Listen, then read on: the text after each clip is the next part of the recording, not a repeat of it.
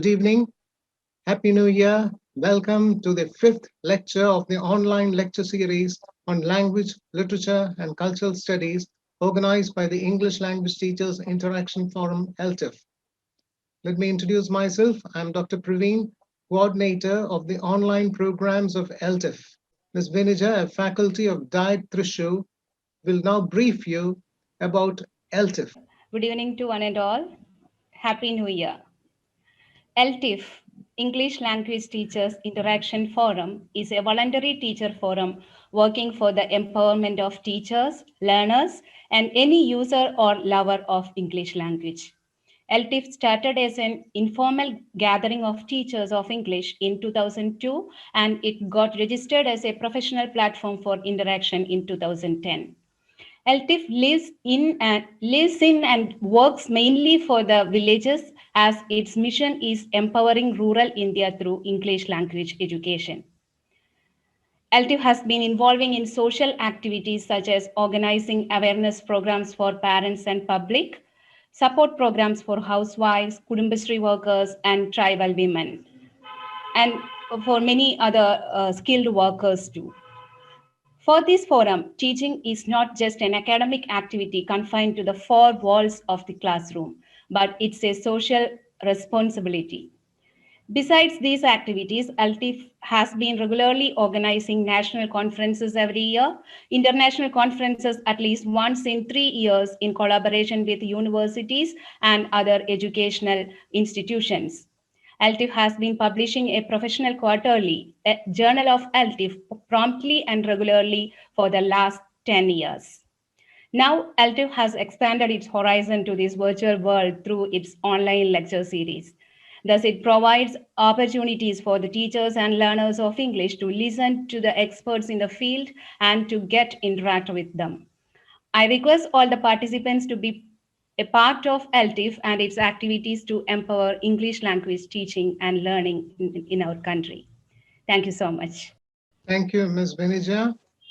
Today's speaker is Professor Z.N. Patil, formerly of EFL University, Hyderabad. He will be delivering a lecture on keys to successful social and emotional learning. I now request Dr. Leena, a teacher and an active member of LTIF, to welcome and introduce today's speaker. Thank you, sir. A warm and cheerful good evening, all. Professor Izidin Patil, currently the president of LTI, English Language Teachers Association of India, Pune chapter, holds a very illustrious academic profile. He retired as a professor of English and head of the Department of Training and Development from English and Foreign Languages University, Hyderabad, India. Since then, he has been freelancing in India and abroad. He has authored 20 textbooks, 8 resource books, and published 80 articles in national and international journals. He has delivered 32 invited and sponsored keynote address and 78 plenary talks at national and international conference, and delivered special talks and conducted workshops at universities in Indonesia, Japan, Korea, Nepal, Singapore, Thailand, UK, and Vietnam, etc. He worked as an English expert on behalf of the Ministry of External Affairs, Government of India, served as a senior English language advisor in Japan, and a visiting research professor by the government of Taiwan. He has been a senior advisor to 20 online international journals, such as Asian EFL journals and its sister journals. He is founding and executive management member of English Scholars Beyond Borders and International Group. He has received a lot of awards like a Lifetime Membership Award, Outstanding Contribution Award, Lifetime Achievement Award, Emeritus Professor Award, and Best Educational Award. It's our pleasure to welcome you, sir, to this online platform for the lecture in 2021. Before commence this session, I request you to be the part of an academic achievement of Dr. C. Praveen, the coordinator, LTIF online program. I would like to request you, sir, to release the book of Dr. P. Praveen. So, good evening, friends and colleagues. It's indeed a matter of pleasure and privilege for me to be with you this evening. And let me, at the very outset, wish you a very happy and healthy and prosperous, successful new year. And I wish Professor Bhaskaran Nair and his family the same. And I wish Dr. Praveen and his family, Vinija and his family, and the families of all the participants who are attending this particular webinar this evening. So wish you a very happy, healthy, and prosperous and successful new year. Thank you, sir. Secondly, I'd like to say a big thank you to Professor Bhaskaran Nair and Dr. Praveen and others who belong to this wonderful team of workers, committed, dedicated workers, for this wonderful opportunity. Now, before I start talking about my topic today, I'd like to do a very important, very significant job. And that job is a pleasure, it's a privilege, it's a pride, it's an honor for me. And I'm sure everyone participating in this webinar and almost everybody in Kerala and all over India know Professor Bhaskaran Nair. I mean, they're nationally known people. And Professor Bhaskaran Nair is, of course, an internationally acclaimed scholar. And Praveen, Dr. Praveen is also a very famous, very dedicated, committed scholar. And more important than that is that they are wonderful human beings and very good friends, you know, very comforting and consoling friends. Whenever I am in pensive mood, they always try to console me and comfort me. So Dr.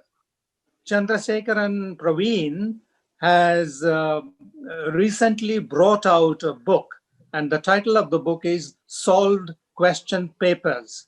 And it's a very useful, very important, very significant contribution that Dr. Praveen has made to the field of education.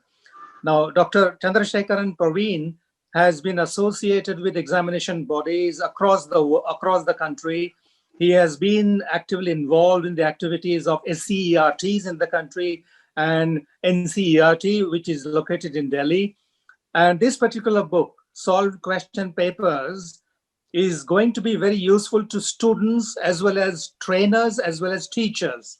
You know, how is it going to be useful or helpful to students? They can familiarize themselves with the patterns of questions and the patterns of answers that are expected of them in the examination hall. Teachers can use the book as a question bank. They can choose and they can pick and choose activities or questions from this particular bank. And people who are involved in the field of education can use this book in a variety of ways. So it's indeed a matter of pleasure and privilege and pride for me to announce this particular book, a very significant book, Solved Question Papers in English. And incidentally, this book covers areas from additional English and special English and general English. So it's going to be useful to everybody, students, learners, teachers, teacher trainers, and trainees, and so on and so forth. So please make the best use of this wonderful book. And what is more important, what is worth mentioning here is that Dr. Chandrasekharan Praveen has, has decided to donate whatever money that he gets or generates out of this, out of the sale of the book, to the government of Kerala. And the government of Kerala is going to use that particular amount, to help people who have been, affected by the pandemic, by coronavirus pandemic. So thank you very much, Dr. Chandrasekharan Praveen, and I declare the book released on this auspicious occasion. Thank you very much. And thank you so much, sir, for that great work you've done for me. For me, it's a great honor and a privilege. I also thank Professor Bhaskaran Nair and the LTIF team who had been a great support for me. Thank you, sir. Now let us go ahead with the program. Yeah. So once again, a very good evening to you, friends. As you know, the topic that we are going to address today is a very important topic.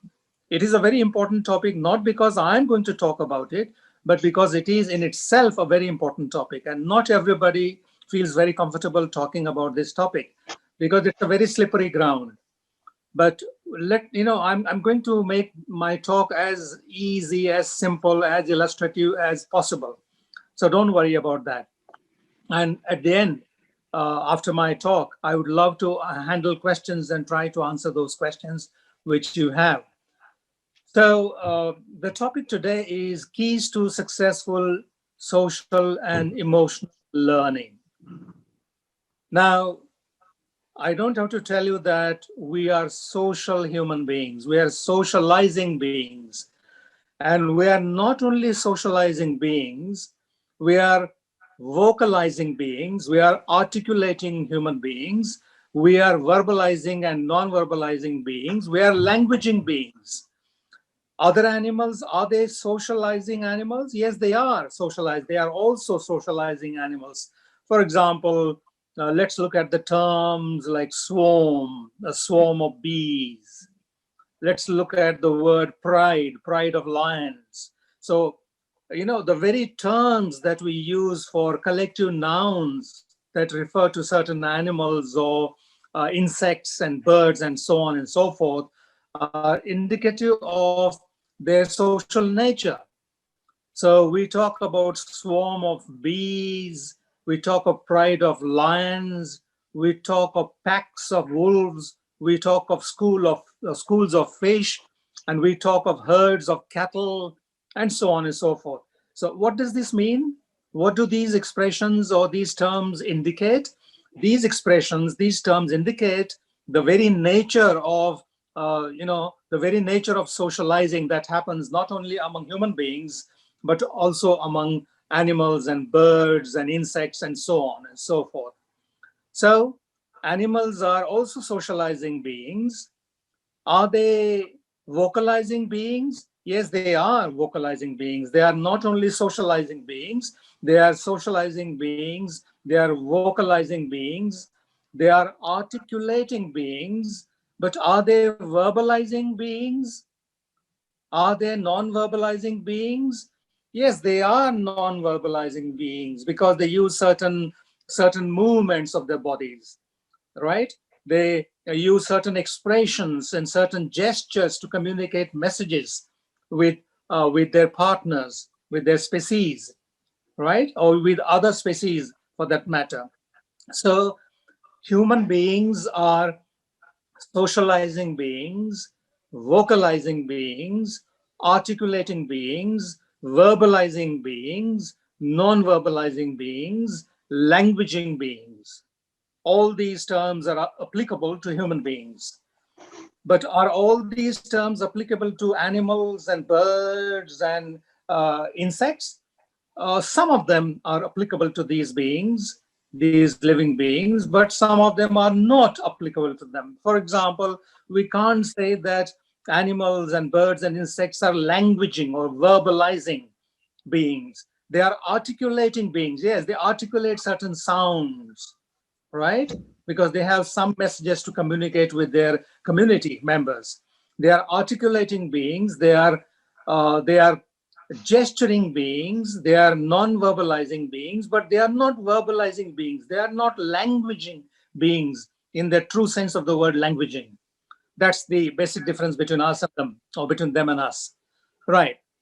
Now, when we talk about keys to social and emotional learning, we need to bear in mind certain facts. For example, there are two aspects to socialization process, so the process of socialization and the process of learning emotional behavior.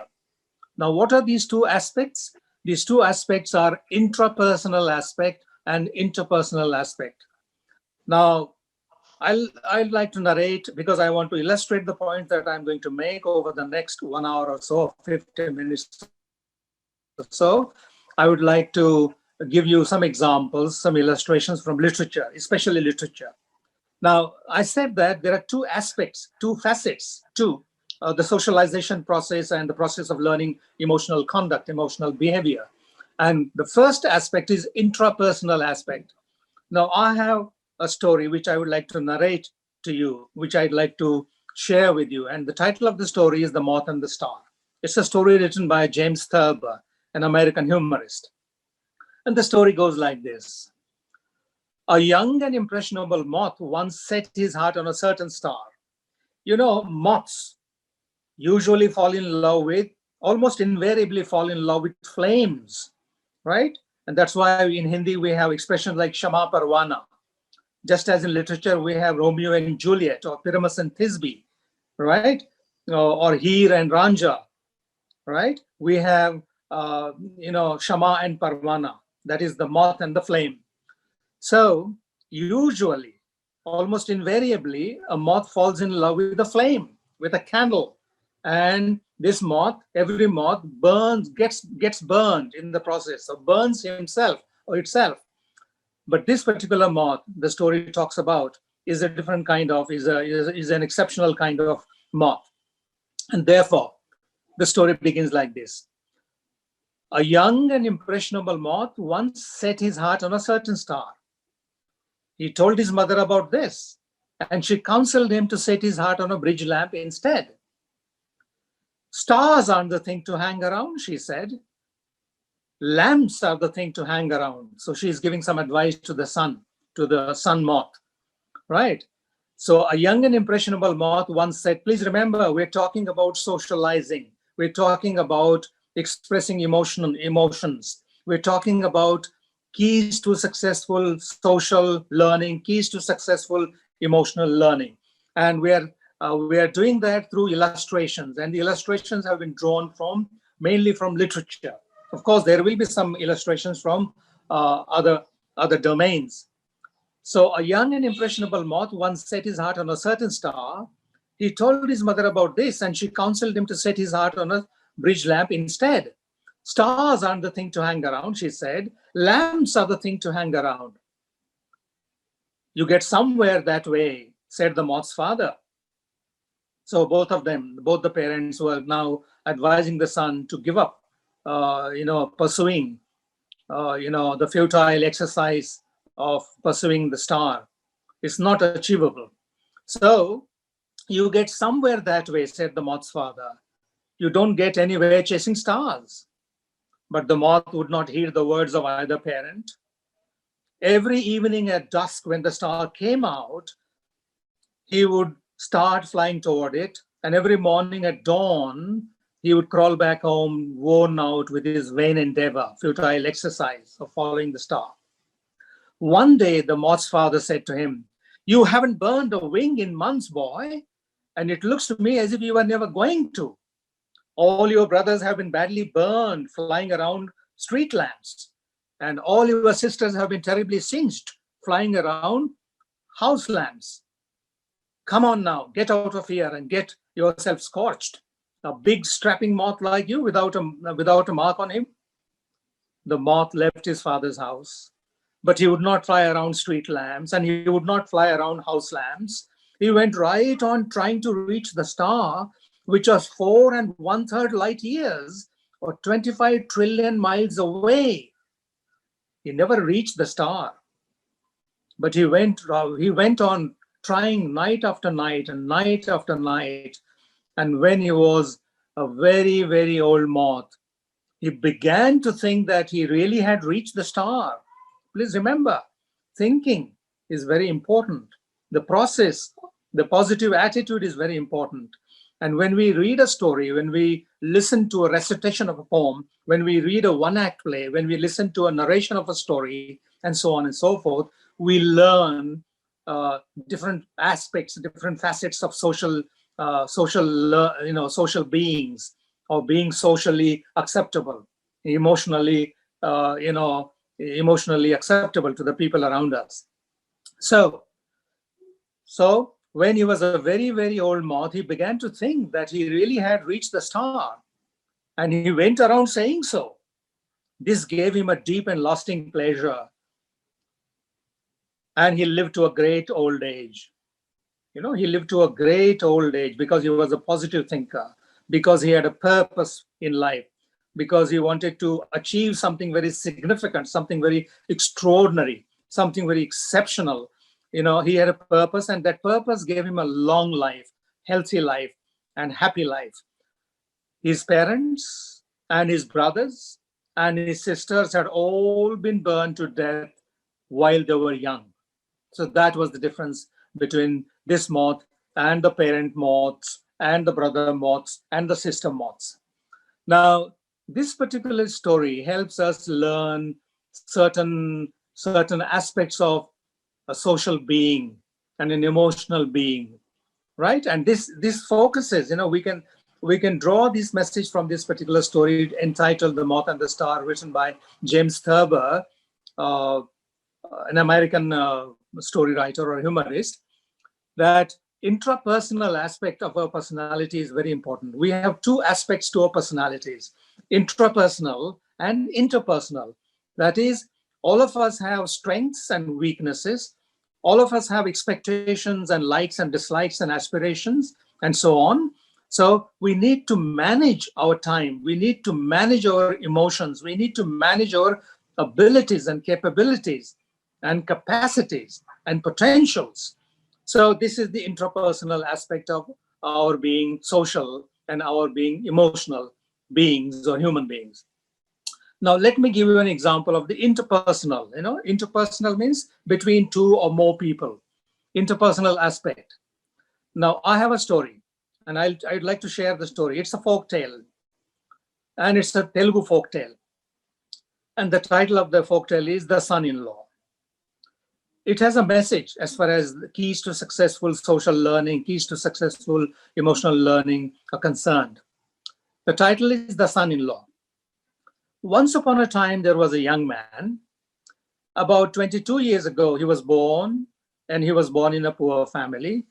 His mother was poor. And about a year ago, he got married, and he got married into a poor family. His mother-in-law was poor. So he was born in a poor family, and he got married into a poor family. One day, he got up and he said to his mother, "Mom, can I go and see my mother-in-law? I haven't seen her for a year. I saw her last year when I got married. After that, I haven't been to her village. So I'd like to go and see my mother-in-law." And his mother said to him, "All right, my son, in fact, you should. It's a good idea. You should go and see your mother-in-law. She's a widow, and she doesn't have any other daughter. Your wife, that is my daughter-in-law, is her only daughter, and she doesn't have any son. And she's a widow, so she lives alone. I'm sure she feels lonely. So you should, in fact, you must go and see her intermittently at regular intervals. She'll feel happy. But remember, my son, I have two pieces of advice for you. You're going to your mother-in-law, you are a son-in-law, and in our culture, in Indian culture, a son-in-law is a very important person, especially for the first 1 or 2 years. As soon as a baby is born in the family, the center of gravity moves from the son-in-law to the baby, right? So the son-in-law, right, is marginalized, is sidelined, and the baby is in the focus, in the limelight. So you haven't got a baby yet. You got married last year. So you are a son-in-law, and you are a very important person. In our culture, a son-in-law is a very important person. So remember, don't sit on a low place. All right, Mom, I'll not sit on a low place.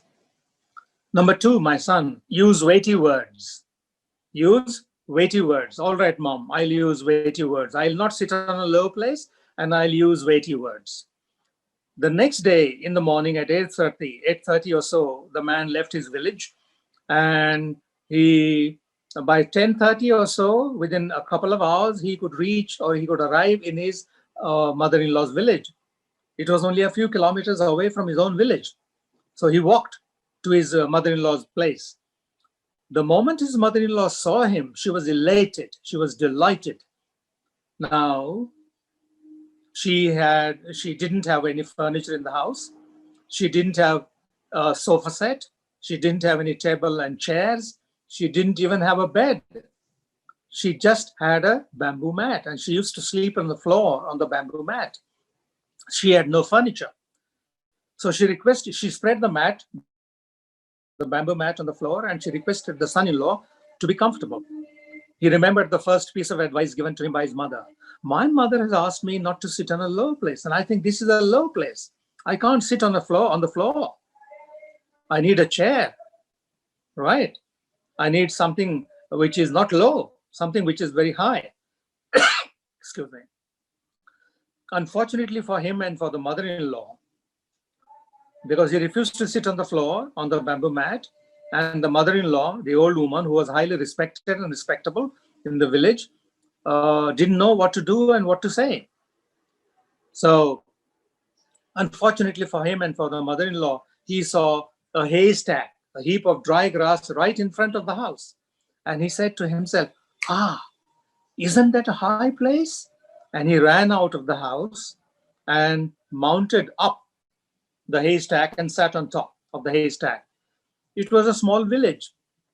And we know people in a village, especially in certain times of the year, have very few things to do, right? Harvesting is generally over, so they don't have a lot of work to do on the farms. So most villagers were at home that time. And within 5 to 10 minutes, the news spread like fire. The news of the son-in-law sitting on top of the haystack spread like fire. Within 10 minutes, the whole village gathered around, swarmed around the haystack, and people began to whisper into each other's ears, why is this man sitting on top of the haystack? He got married last year, he was okay. What's the problem with him? Has he gone mad? And the mother-in-law felt very embarrassed. She was losing her face. So she came out of the house and requested the son-in-law to be comfortable inside the house on the bamboo mat. He refused to mount down, to climb down. And he said, axe, A-X-E, axe, axe. The mother-in-law missed a heartbeat. And she repeated her request and said, requested him to be inside the house. And he said, hammer, hammer? And when she repeated her request a third time, he said, grinding stone. Now, do you think this gentleman, this son-in-law, this young man was socializing in the proper way? Because when we communicate with other members in the family or other members in the neighborhood, in the village, in the town, in the society, in the community, we use conventions. And these conventions are social conventions. And we all know, all of us know, that language or linguistic conventions, language conventions are also social conventions. All right? We know that language is not genetically transmitted from generation to generation. Language is learned or acquired, right? So it's a social convention.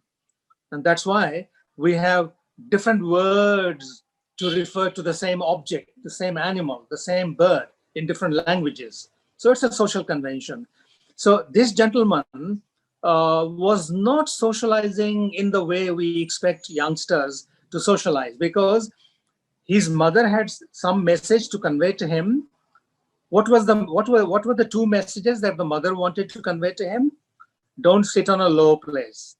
But this gentleman understood the dictionary meaning, the literal meaning. Right? Don't sit on a low place. He thought that he was supposed to sit on a high place, literally high place, elevated place. So he was sitting on an elevated place on top of that haystack, because he understood only the literal meaning. He didn't understand the metaphorical meaning, the suggested meaning. And what was the second message that the mother wanted to give him? Don't use light words, use weighty words.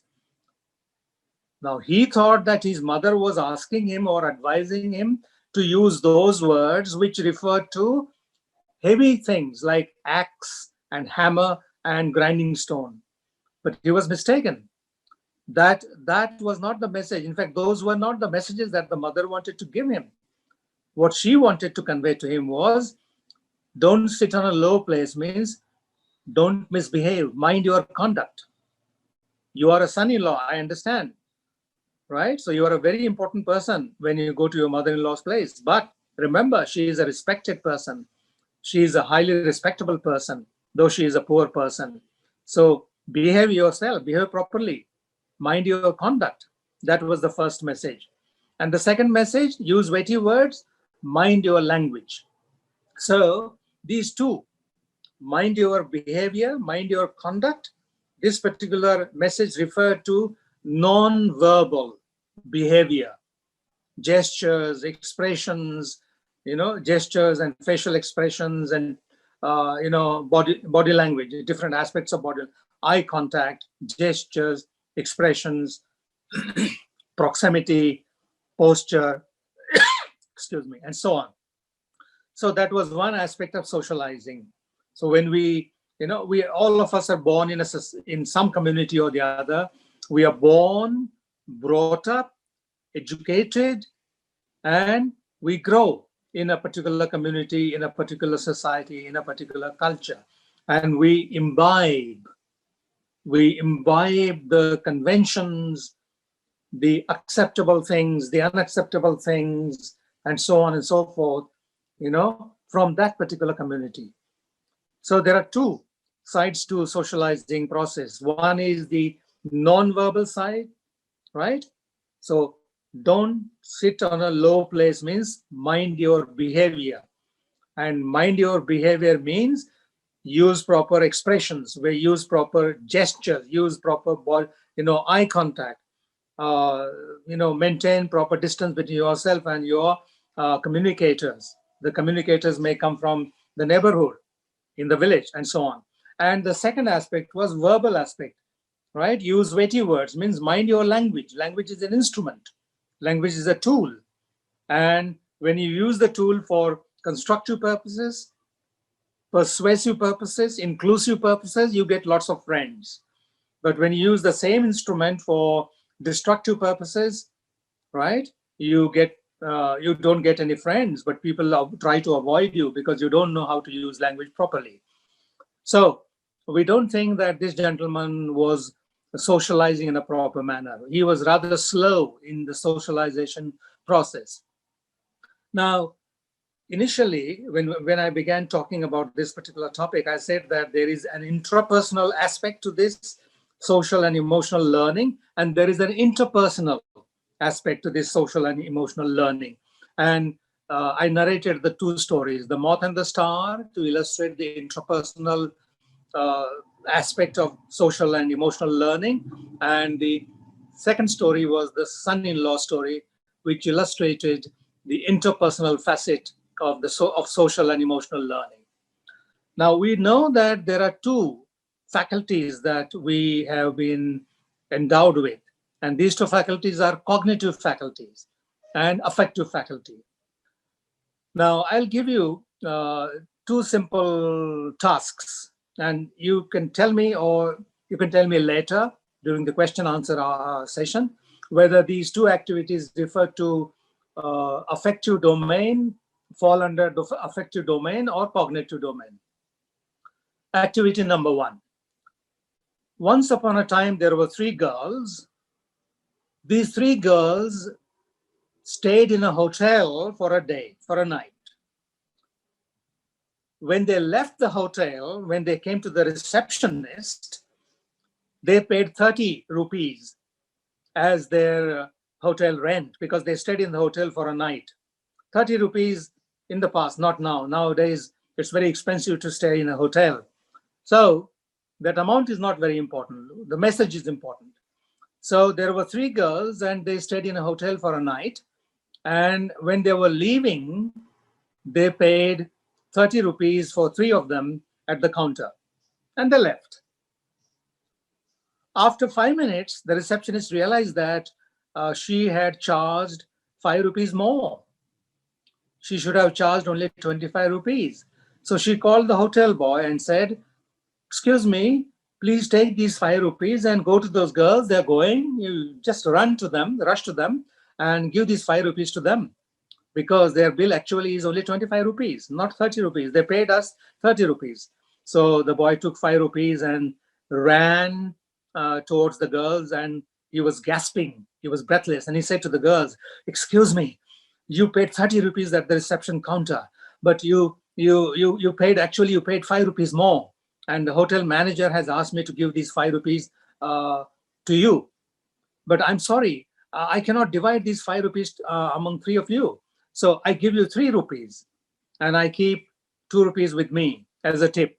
And the girl said, okay, you can keep the 2 rupees with you. So how much had the girls paid to the receptionist? 30. How much amount was returned to them? 3 rupees. And how much amount was kept by the hotel boy in his pocket? 2 rupees. Right. Now, my question here is, the boy returned 3 rupees. So each girl got 1 rupee, right? Initially, each girl had paid 10 rupees, but now the boy gave each one of them 1 rupee. So how much had each girl paid?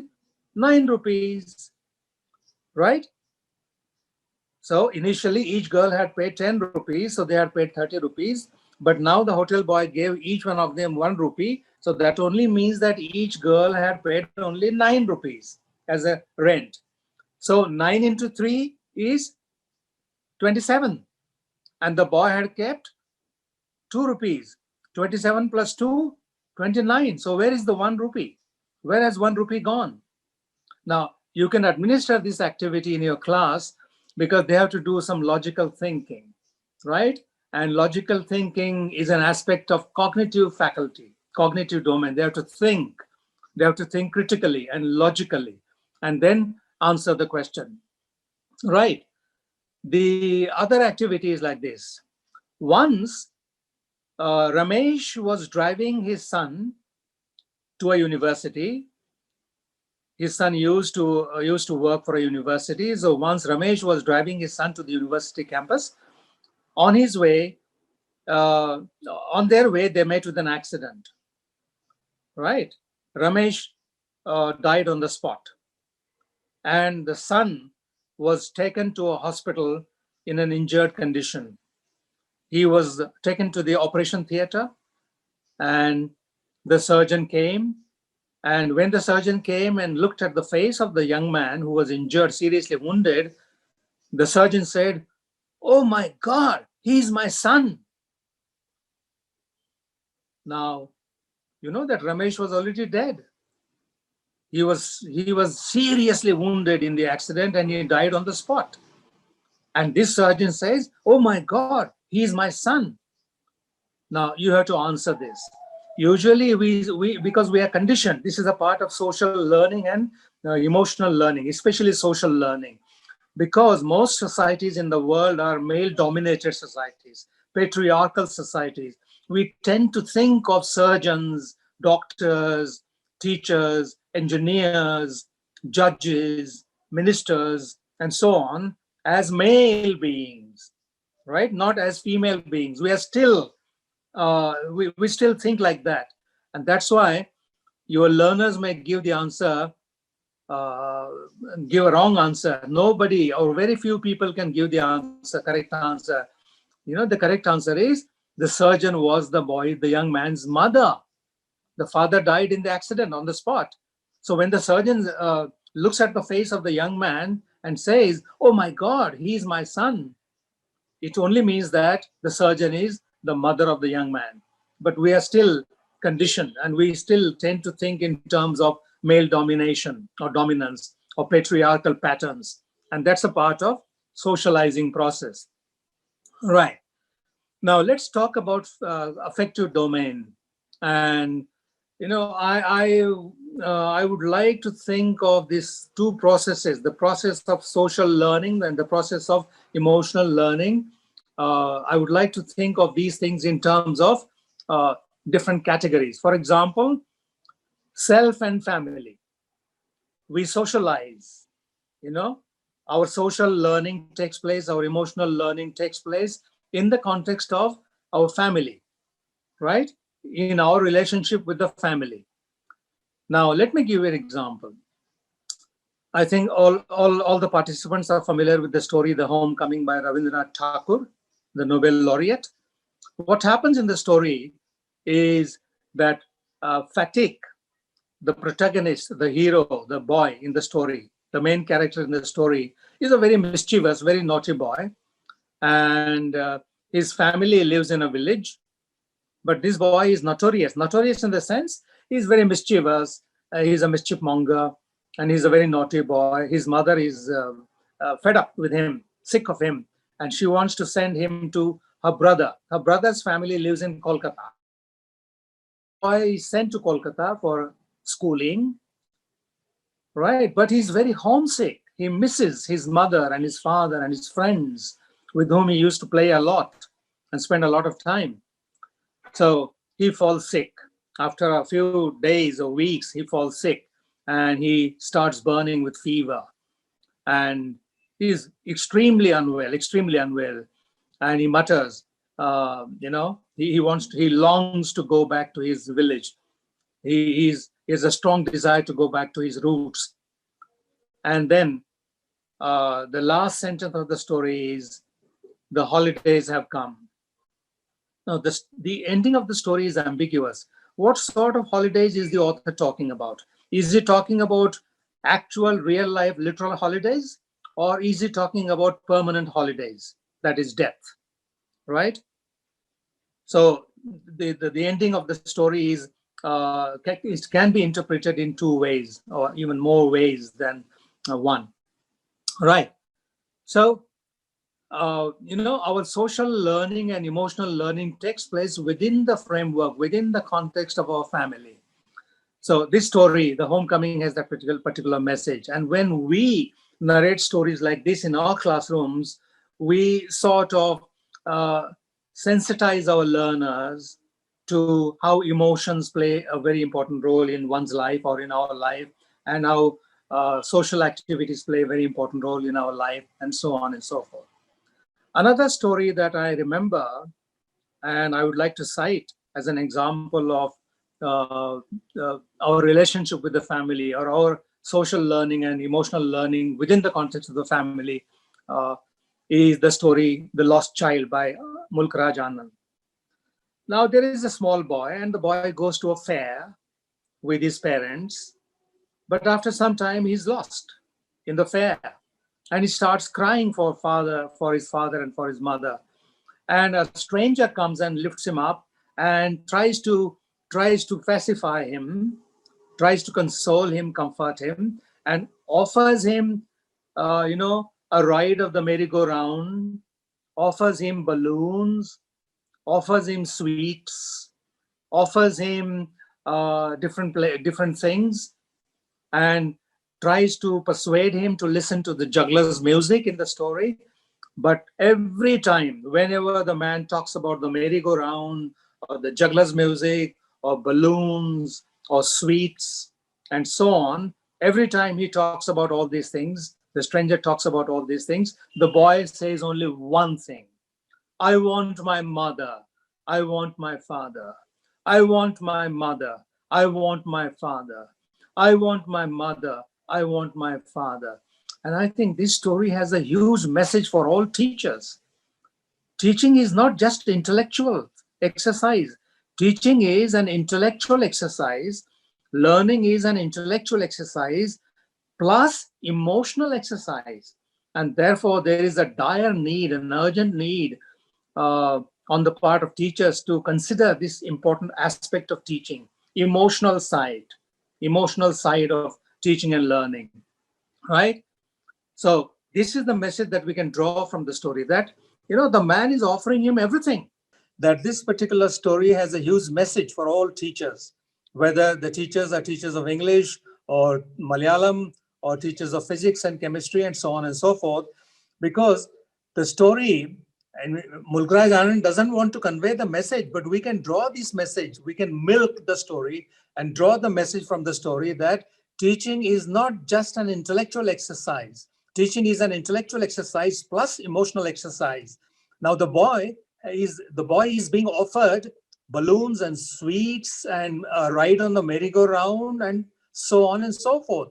And all these offers refer to tactile learning style, kinesthetic learning style, olfactory learning style, and so on and so forth. But for the boy, these offers are not important. He wants emotional satisfaction. He wants to be with his parents.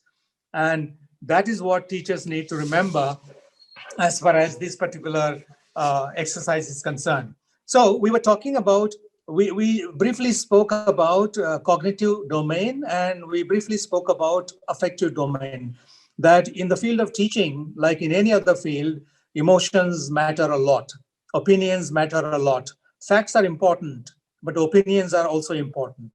Intellect is important, but emotions are also very important, right? So we have very briefly discussed with the help of illustrations our process of learning, our process of social learning and emotional learning within the context of the family. So self and family is the first category where social learning takes place, emotional learning takes place. The second category is the category of self and others. And we are reminded of the story Cinderella story. You know, Cinderella lost her mother, and then her father got married. So she got a stepmother. And after some years, the father also passed away, and she was left with only the stepmother. And we know how the stepmother mistreated her or maltreated her, treated her very cruelly, very ruthlessly, very brutally. So when we narrate the Cinderella story in the classroom, a primary, secondary classroom or higher secondary classroom, we sort of send some messages to the effect that emotions are very important in every field of every walk of life, especially in the field of teaching, especially in the field of social learning and or in with reference to social learning and emotional learning and so on and so forth. So we have discussed with the help of illustrations our social learning and emotional learning in the context of the family. And now we are talking about social learning and emotional learning in the context of others, in the context of our relationship with others, outsiders, people who are outside the family, right? And we can cite the example of the poem The Solitary Reaper by William Wordsworth. You know, behold her single in the field, yon solitary highland lass, reaping and singing by herself.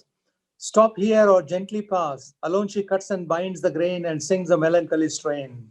Oh, listen, the vale profound is overflowing with the sound. No nightingale did ever chaunt more welcome notes to weary bands of travelers in the shady haunt among Arabian sands. A voice so thrilling ne'er was heard in springtime from a cuckoo bird, breaking the silence of the seas among the farthest Hebrides. Will no one tell me what she sings? Perhaps the plenty of numbers flow for old unhappy far-off things or battles long ago. Or is it some humble lay, familiar matter of today, some natural sorrow, loss or pain that has been and may be again? Whatever the theme the maiden sang, as if her song could have no ending, I saw her singing and working and over the sickle bending.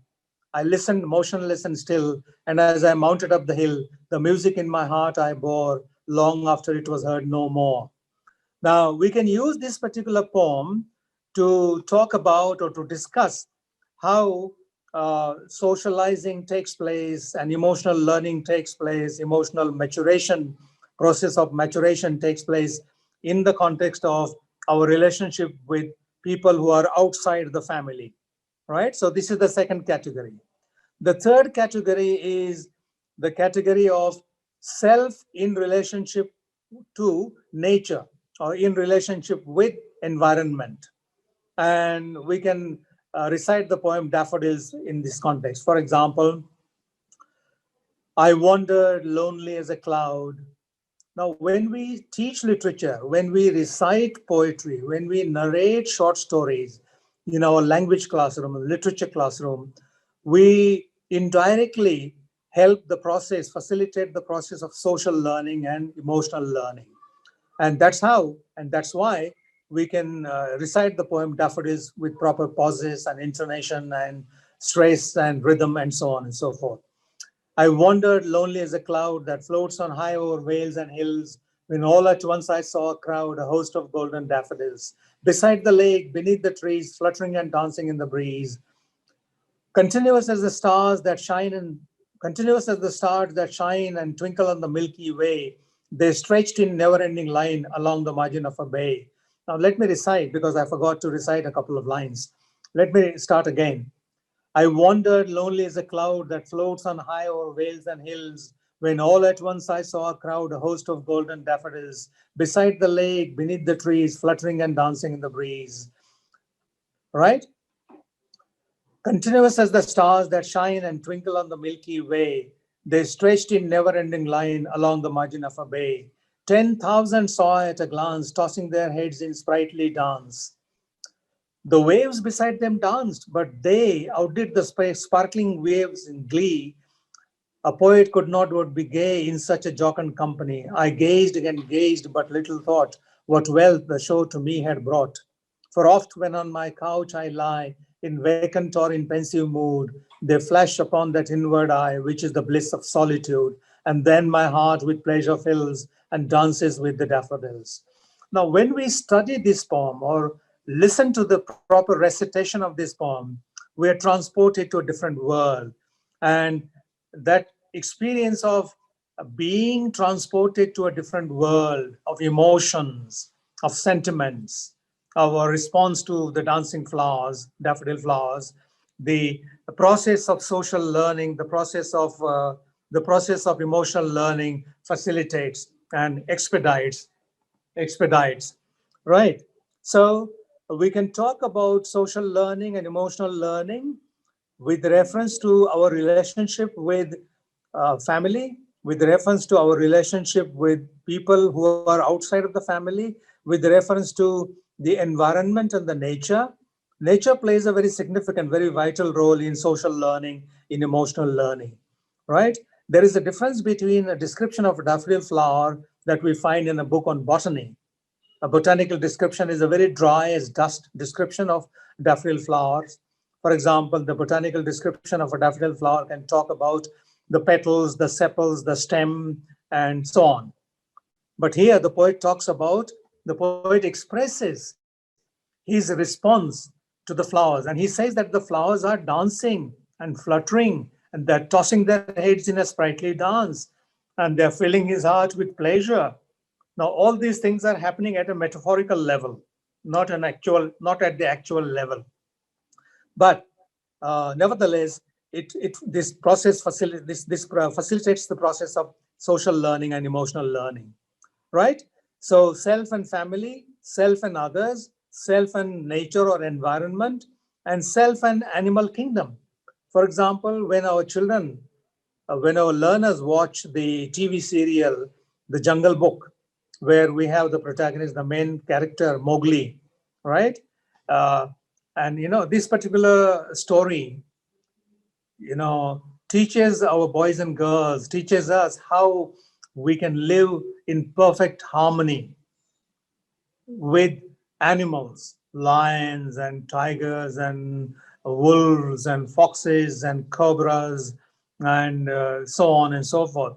So living together in harmony with other creatures, in harmony with birds and animals and insects is a very important part of our social learning and emotional maturation. So Jungle Book plays a very important role. And you can think of many other stories like the Jungle Book. So self and family, self and others, self and nature, self and animal kingdom, self and the so-called hostile people or so-called enemies, right? And I'm reminded of Good Samaritan story. And Good Samaritan story, conveys the message of compassion, selflessness, and generosity. A man was injured, wounded, and he was lying by the side of the road in the story. And some people came and looked at the man and went away, didn't help him, but only Good Samaritan helped him. And we can narrate this story in the class, and we can facilitate the process of social learning and emotional learning. Now, what are the keys to social learning and emotional learning? We can talk about various keys. For example, let's say, festivals. People come together when they celebrate festivals. So people gather together, they celebrate festivals like Diwali, like Christmas, like Pongal, and so on. So festivals are one key to social learning, emotional learning. Tourism or traveling is another key. When people travel from one place to another, when people are touring other states, some visitable, visitable, not vegetable, some visitable destinations, some tourist attractions in India or abroad, they socialize and they mature in an emotional sense. So festivals are one key, travel is another key, sports, when people play sports, they come together to play and to watch. And that facilitates the process of social learning and emotional learning. We also take part in celebrations, birthday celebrations or wedding celebrations. And sometimes we take part in funeral processions. So all these occasions, happy occasions and happy occasions, are occasions which facilitate the process of social learning, emotional learning, and so on and so forth. Now, let me say a word or two about what the pandemic has done to our social learning and our emotional learning. Touch plays a very important role in social learning, in emotional learning. Unfortunately, these days, because of the coronavirus pandemic, we are away from this very important natural resource of touch, human touch, right? For example, let's say in Lebanon, when people come together, they touch each other's legs. They greet each other through touching each other's legs. Now, this is not happening now because of the coronavirus pandemic. In Iran, they toss each other's fists. Now, this again involves touch, so it is now prohibited. So touching each other's legs is prohibited. Touching or tossing each other's fists is now prohibited. In Australia, when people meet, they pat on each other's shoulders. This is again prohibited because of the pandemic. In Brazil, people share a drink from the same glass when they greet each other. That is not possible now. Brazil is one of the most seriously or severely affected countries as far as this pandemic is concerned. In Arabian countries, a light kissing or touching each other's cheeks or hugging each other are certain keys of social learning and emotional learning, but these things are not taking place now. In New Zealand, people rub their noses on their noses. When two people come together and they want to greet each other, they touch their noses, rub their noses. This is not possible now. In India, we are safer because we fold our hands, we join our hands, and we say namaskar or namaste. In Japan also, they don't have a problem because they use the bow, right? There is no physical touch involved in Japan or in Japanese greeting, in Indian greeting, and so on and so forth. So globally speaking, the pandemic has adversely affected the process of socialization, the process of social learning and emotional learning. Now, some time ago, I spoke about the process of social learning, emotional learning with reference to our relationship with family, our relationship with others, our relationship with nature or environment, our relationship with animals and birds and insects around us, our relationship with people who are not at all related to us, and so on and so forth. Now, let me say a word or two about one more category, and that category is the category of our relationship with divinity, with godliness, with divine existence. Call it Allah, call it God, call it Ram, Krishna, Jesus, whatever, Prophet Muhammad, or any name. But there is some sort of connectedness, some sort of relatedness between divinity or between divine beings, divine existence, and human existence. Now, I remember two poems when I talk about social learning and emotional learning within the context of our relationship with our Creator, our Supreme Father, our Maker, God, the Almighty. And the one poem that I remember is William Butler Yeats's, W.B. Yeats's poem, The Second Coming. The poem opens like this: turning and turning in the widening gyre, turning and turning in the widening gyre, the falcon cannot hear the falconer, things fall apart, the center cannot hold, mere anarchy is loosed upon the world. Now here, the poet W.B. Yeats is talking about the relationship between man or mankind or humanity and God or divinity on the other hand.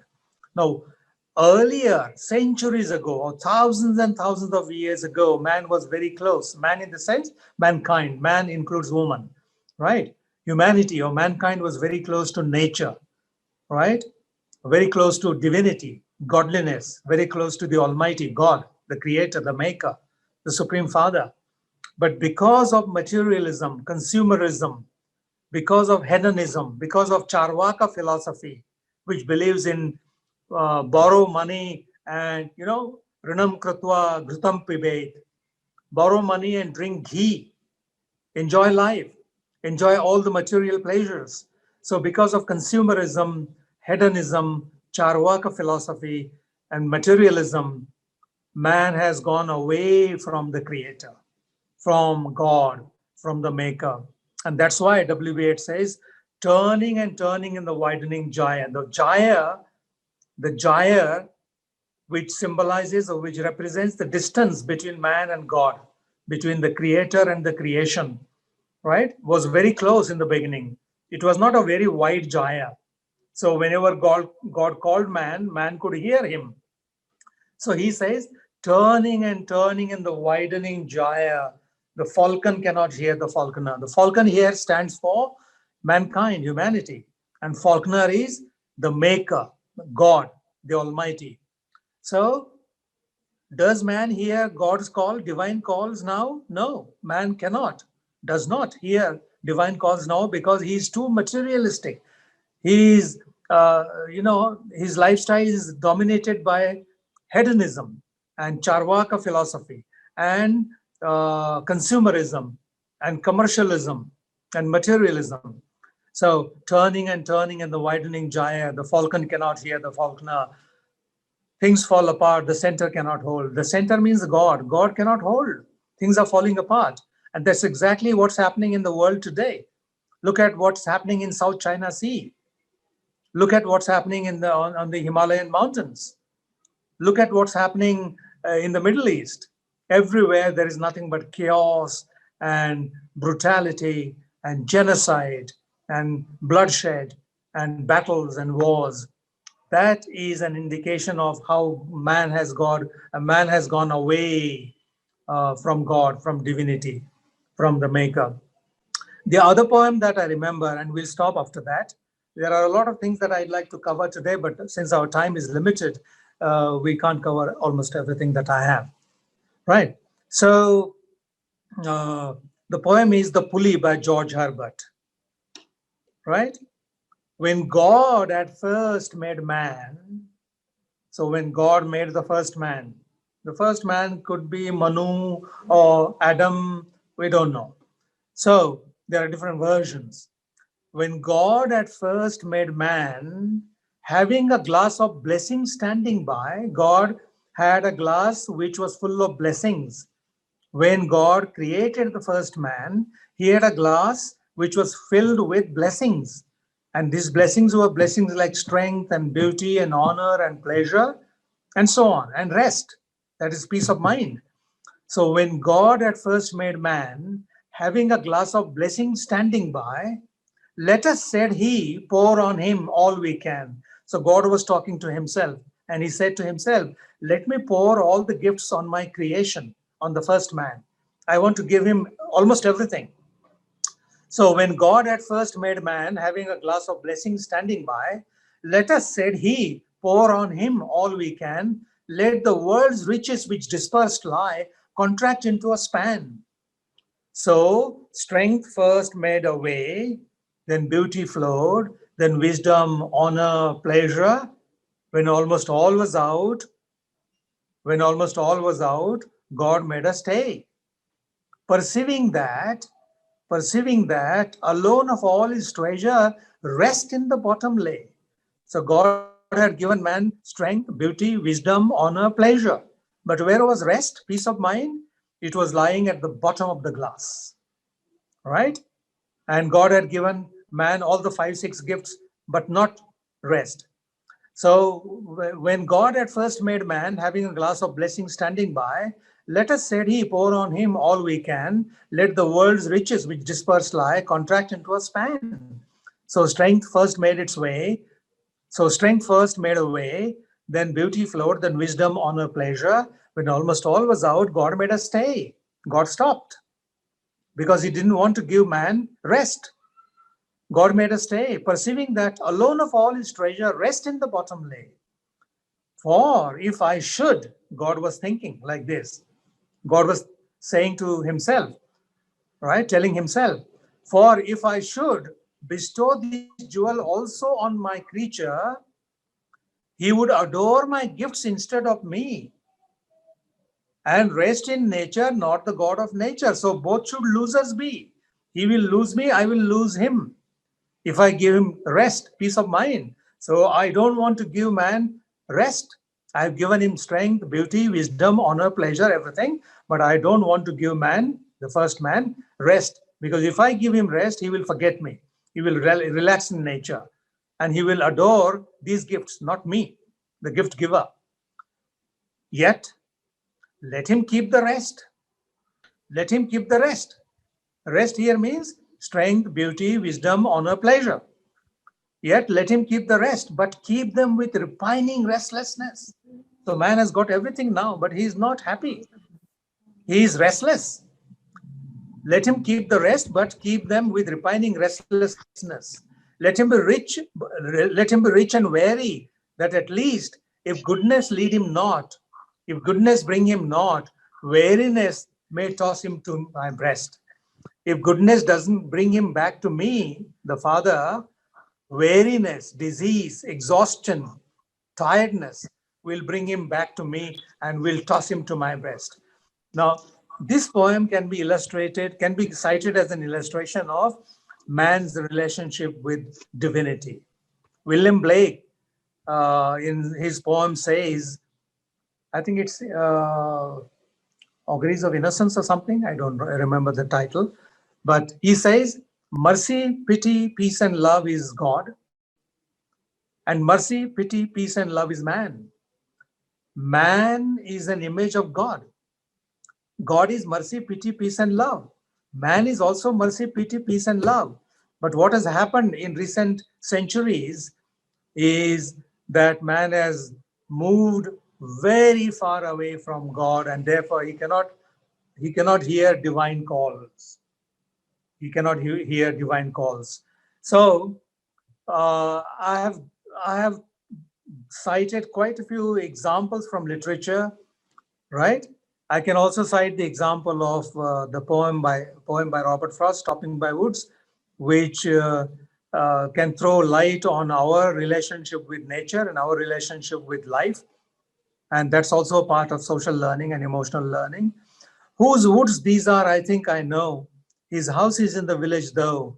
He will not see me stopping here to watch his woods fill up with snow.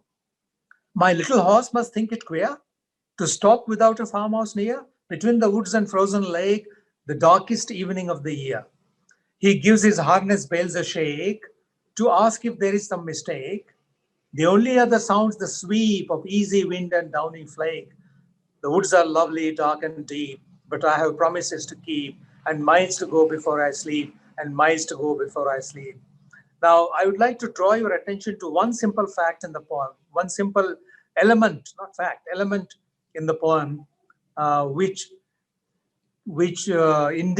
points to our relationship with the animal kingdom around us. You see, the poet can peep into the mind of the horse because he empathizes with the horse. He not only sympathizes with the horse, but empathizes with the horse. Now, do we as modern men and modern women, do we as so-called advanced humanity, advanced mankind, empathize and sympathize with animals? We don't. Just this morning, I read the news in the papers that hundreds and thousands of birds were killed because of the New Year celebration firecrackers. Somewhere in Europe, I don't remember, I forget the name of the country, Belgium or New Zealand, Belgium or Switzerland, somewhere. So hundreds and thousands of birds lost their lives because of the festival that we celebrate. We celebrate, but we kill through that celebration. Here is a poet who empathizes with the horse, and therefore he says, my little horse must think it queer. Now he peeps into the mind of the horse and he reads the horse's mind. He says, my little horse must think it queer.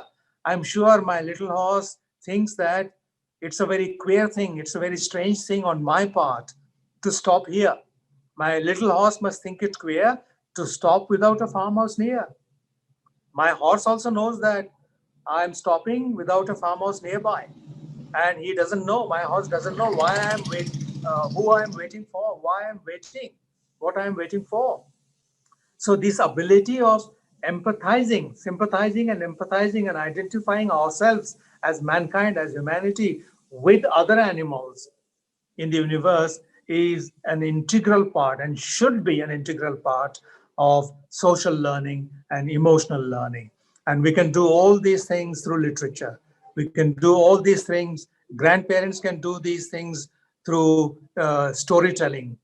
You know, as a grandparent, I can tell stories to my grandchildren, and I can tell them stories from the Ramayana, from the Mahabharata, and from Panchatantra, and so on and so forth. So all these things, teachers can do these things, parents can do these things, administrators can do these things, neighbors can do these things, and we can cultivate these qualities, these personality traits or qualities of being or becoming good social human beings and being or becoming good emotional human beings. That is very important. And I think this particular theme of keys to social learning, keys to successful social learning, successful emotional learning is a very important theme. Thank you very much for giving me an opportunity to talk about this particular topic. In fact, I haven't read a book on social learning. Honestly speaking, I haven't read even one single page on what social learning means, what emotional learning means. I just sat back and thought of a few points and thought of good illustrations from literature here and there, and so on and so forth. And thank you very much for giving me this wonderful opportunity. I'm sorry about this interruption. Sorry about the network problem.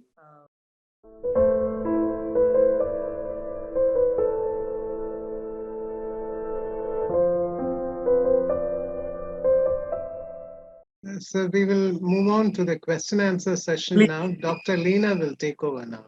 Yeah, please. Sir, fantastic session, sir. Highly informative. Sir, Mitali Bhattacharya raises a question, sir. What about relationship with the human mind? Vivek of the self-knowledge, or the philosophy of self and self-thought. What do you have to say about that, sir? In fact, I already spoke about this when I spoke about intrapersonal and interpersonal aspects. You know, interpersonal relationships refer to one's relationship with other people around him or her, right?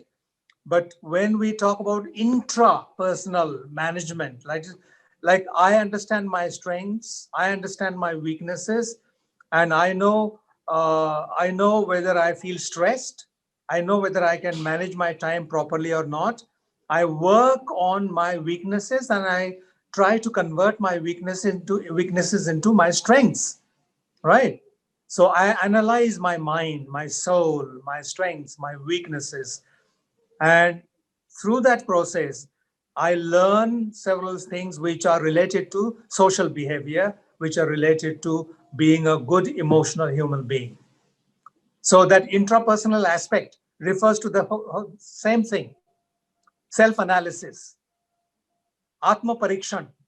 In Marathi, we call it Atma Parikshan, introspection, retrospection, self-assessment, self-analysis, and so on. SWOT analysis, you can call it.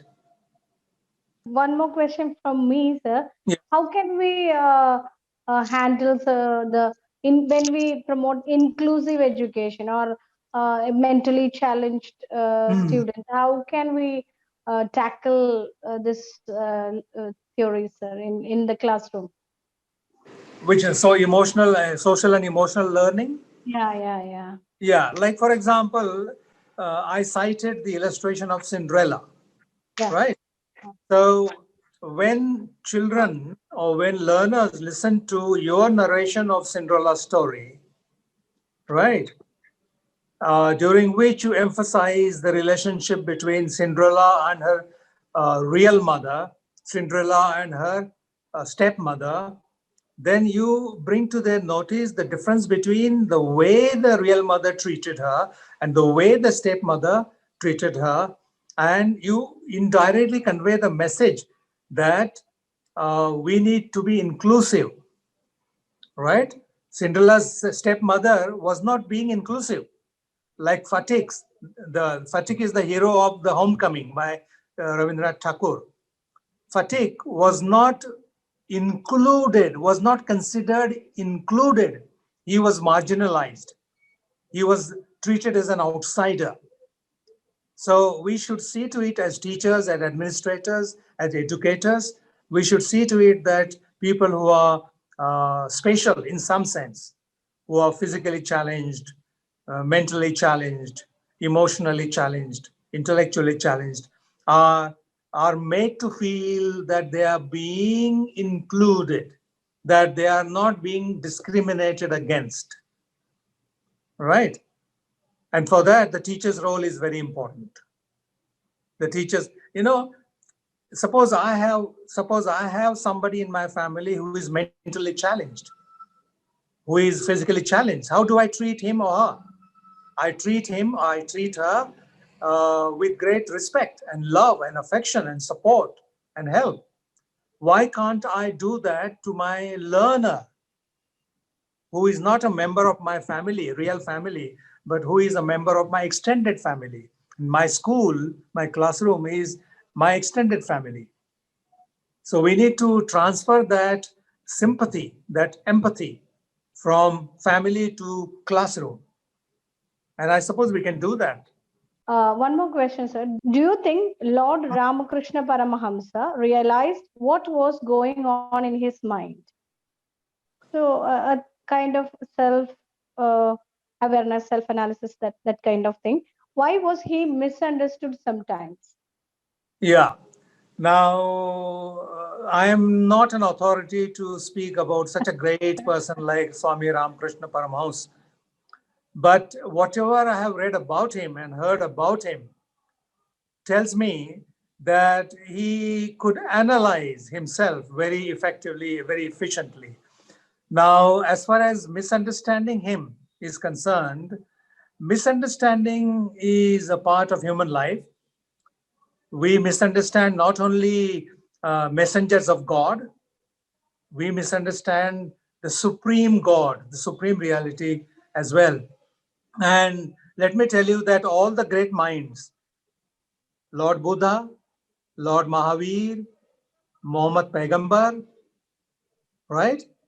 Even Jesus Christ, all these great minds, they were great, but their preachings, their teachings, their sermons were distorted for political purposes, for various purposes, sectarian purposes, for political purposes, So there is a difference between real religion and popular religion now. Now, popular religion has arisen out of misunderstanding. Real religion, authentic religion, has arisen out of understanding. So show me a great man who was not misunderstood. Every great personality. Jesus Christ was misunderstood. Muhammad Paigambar was misunderstood. Lord Buddha was misunderstood. And look at what we are doing with these great minds. You know, we have bonsai arrangements, like for example, Lord Buddha belongs only to Buddhists. Jesus belongs only to Christians. Now, what we have done is something very miserable and very shameful. Jesus Christ belongs to mankind. Lord Buddha belongs to humanity, not just to Buddhists, not just to Christians, not just to Hindus. Ram and Krishna belong to the whole mankind, not just to Hindus. So we have converted these tall trees, banyan trees, into bonsai trees in small pots of Hinduism, Islam, Christianity, Buddhism, Jainism, Zoroastrianism, and so on and so forth. So misunderstanding has always been there. Okay, sir. Thank you. Thank you so much for your wonderful session, sir. Yeah, but I'm sorry about the interruptions and the network problem. No issues, sir. No issues. That affected not only the mindset of the listener, but also my own mindset. I also felt very disturbed. No, sir. We not at all disturbed by that. Such a great, inspiring speech. We are not bothered about the disturbance. But Thank you, sir. Thank you. I can tell you one thing, that whatever I have spoken today is not available in any book. This is my own experience, my own thinking, my own approach, and I always believe in this. That's why it really touched the hearts of the participants. My talks are usually very simple. My ideas are very simple, very practicable, feasible, viable ideas, and my illustrations are my own illustrations. I transfer illustrations from one domain to another. Right. Thank you, sir. And that's how I present my ideas. Thank you very much. Once again, Professor Bhaskaran Nair, Professor Chandrasekharan Praveen, and Vinija, and I'm sorry, I forget your name, ma'am. Lena, and all of the members, office bearers of LTIF. Thank you very much for this wonderful opportunity. Thank you. Back to you, Praveenji. Sir, this is the time of the pandemic, and this forum is focusing on literature, language, and cultural studies. Right. And you have, in addition to that, brought us all together in this platform, making us realize how important it is to connect with each other. I also remember a few years ago, a very old professor was once asked, "Sir, can you put it in one sentence? What is it that is most important for a teacher?" And remember, he was in his 90s. And all he said was, you should know your subject. That is number one. Yes. Number two, you should love your students. Students, yes. And if you don't do that, you should think of some other profession. Yeah, exactly. Absolutely. I think your talk has not only made us realize the significance of significance of connecting with each other, caring for each other, showing empathy for each other, right, and living as one. You give others. It is in the happiness of others that we find. The Vasudhaiva Kudumbakam concept that India has relates particularly to this. So on behalf of the LTIF fraternity, the participants of this particular webinar, all of us present here, I thank you, sir, for joining us here from Pune. Distance is not a problem now, thanks to Zoom. At least the pandemic has brought us all together. Bhaskaran sir is around. Sir, will you please, on behalf of all of us, wish Professor Patel once again? Thank you so much. Professor Patel has been with us for more than 10 years, I think. Yes. On 3 occasions, Professor Patel helped us with the workshops and, say, national and international conferences. One person who realized the mission of LTIF, that is rural empowerment through English language education. Professor Patel himself has been working in his own native village near Pune city for long.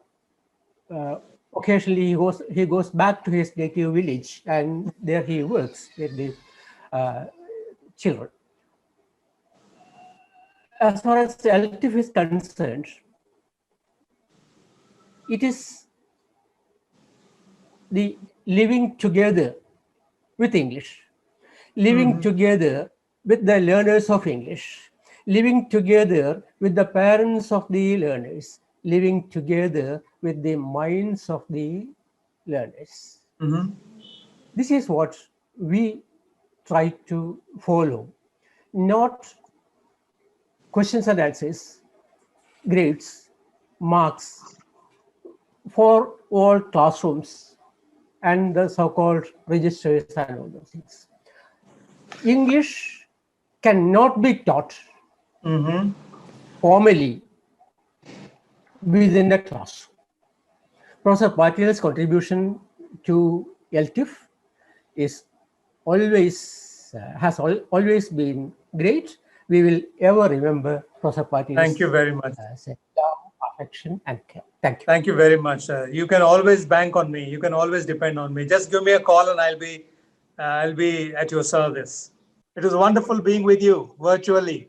And Okay, though we are physically away from one another or each other, we are psychologically, spiritually, mentally together because we spoke about sympathy and empathy. Much. Thank you, sir. Thank you. Thank you.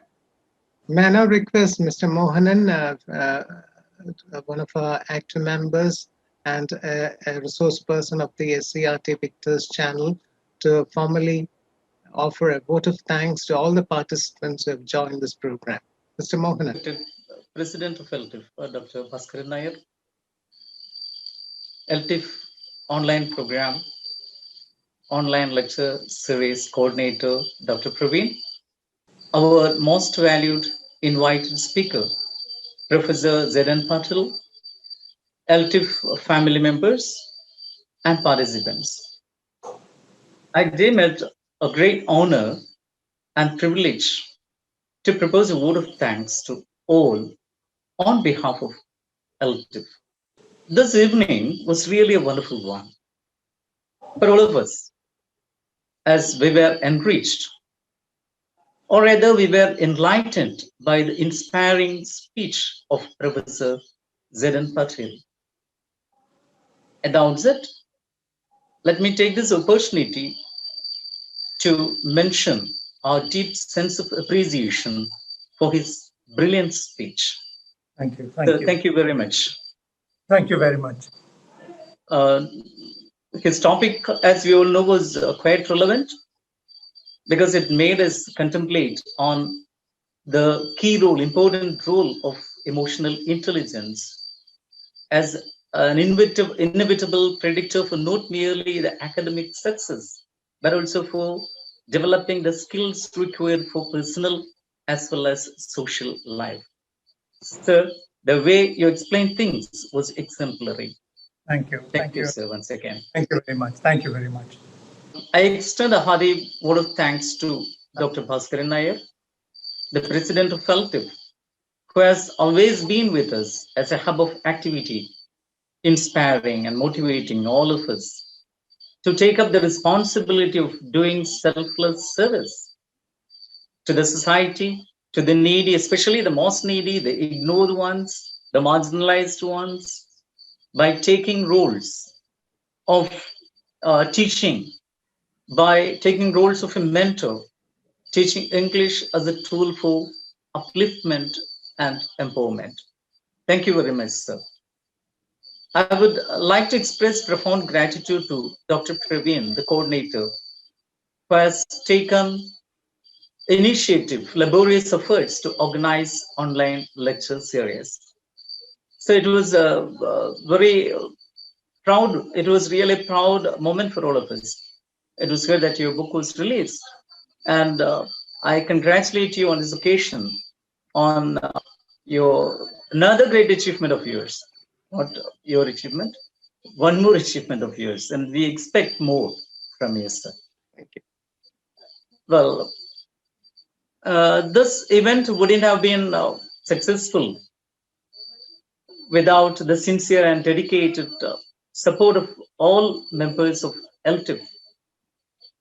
I'm happy to express a word of thanks to all the members of LTIF who have always been there to take opportunities to make all the programs of LTIF a grand success.